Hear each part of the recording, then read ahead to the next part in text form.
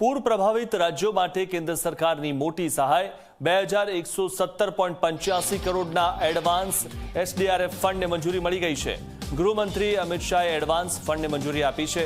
SDRF હેઠળ પૂરગ્રસ્ત રાજ્યોને મળશે આર્થિક સહાય।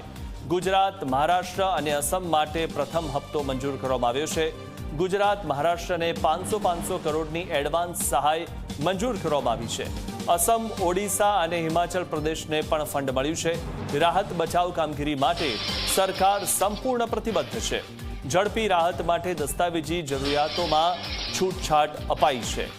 ત્યારે અસમ, ઓડિશા અને હિમાચલ પ્રદેશને પણ ફંડ મળ્યું છે। એડવાન્સ ફંડ પણ મળ્યું છે।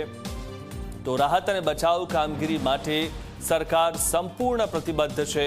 હાલમાં વરસાદના કારણે ઘણા બધા રાજ્યો એવા છે જ્યાં ખૂબ નુકસાન થયું છે ને તેના માટે કેન્દ્ર સરકારે આ ફંડ આપ્યું છે। અસમ, ઓડિશા અને હિમાચલ પ્રદેશને પણ ફંડ મળ્યું છે। ગુજરાત, મહારાષ્ટ્ર અને અસમ માટે પ્રથમ હપ્તો મંજૂર કરવામાં આવ્યો છે।